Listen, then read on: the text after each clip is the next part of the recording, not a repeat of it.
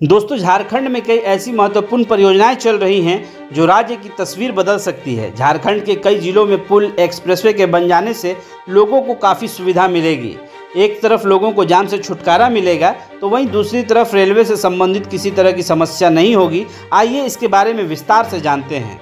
सबसे पहले बात करते हैं, झारखंड और बिहार के लोगों के लिए बहुत जल्द बड़ी सौगात मिलने वाली है। दरअसल अक्टूबर 2024 तक झारखंड के साहिबगंज को बिहार के मनिहारी से जोड़ने वाले गंगा नदी पर एक नए पुल को जोड़ने का काम कर रही है। आपको बताएं कि यह पुल जो 6 किलोमीटर लंबा है और दुनिया का तीसरा सबसे लंबा पुल है।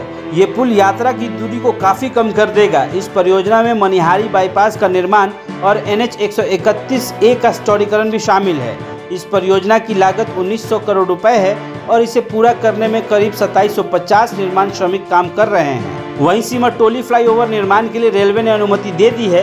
पहले रेलवे ने पाइलिंग करने के लिए अनुमति दी थी, अब निर्माण कार्य के लिए क्लियरेंस मिल चुका है, जिसके बाद अब किसी तरह की अड़चन नहीं है। फिलहाल मौजूदा ओवरब्रिज के ठीक नीचे पाइलिंग के बाद पियर निर्माण का काम किया जा रहा है। साल 2024 तक शहर में एक केबल स्टे ब्रिज कम फ्लाईओवर का काम पूरा हो जाएगा, जो राज्य में पहला होगा। ऐसे में अब रेलवे से संबंधित किसी तरह की समस्या नहीं होगी। झारखंड में सड़क निर्माण पर विशेष ध्यान दिया जा रहा है। भारतमाला परियोजना पहल के हिस्से के रूप में रांची को ओडिशा के संबलपुर से जोड़ने के लिए एक एक्सप्रेसवे का निर्माण किया जाएगा। इस एक्सप्रेसवे के निर्माण जिसे महत्वाकांक्षी भारतमाला परियोजना के तहत मंजूरी दी गई है, जिससे रांची और संबलपुर के बीच यात्रा के लिए काफ़ी समय की बचत होगी। रांची से अब चंद घंटों में लोग ओडिशा पहुंच सकेंगे। दोनों शहरों को जोड़ने के लिए 4 चरणों में एक्सप्रेसवे बनाया जाएगा। ओडिशा के जैतगढ़ तक एक्सप्रेसवे बनेगा। इस पर 719 करोड़ रुपए खर्च किए जाएंगे। वहीं रांची में जिन यात्रियों को कचहरी पिस्का मोड़ पर यात्रा करते समय कठिनाइयों का सामना करना पड़ता था, वे आखिरकार अब राहत की सांस लेंगे। रातू रोड एलिवेटेड कॉरिडोर आकार लेने लगा है। फिलहाल पंडरा रोड में डेक स्लैब का काम हो रहा है। अभी 6 पिलरों के बीच ढलाई का काम हो चुका है, तो शेष 6 पिलर के बीच काम होना है।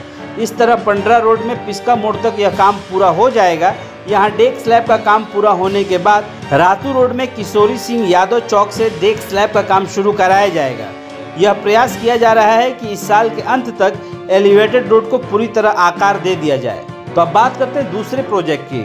धालभूमगढ़ में हवाई अड्डा के निर्माण से क्षेत्र की आधारभूत संरचना में व्यापक बदलाव देखने को मिलेगा। हर क्षेत्र में आर्थिक बदलाव, सुधार देखने को मिलेंगे। इसका लाभ उद्योग, व्यवसाय, हेल्थ, शिक्षा व अन्य कई क्षेत्रों में मिलेगा।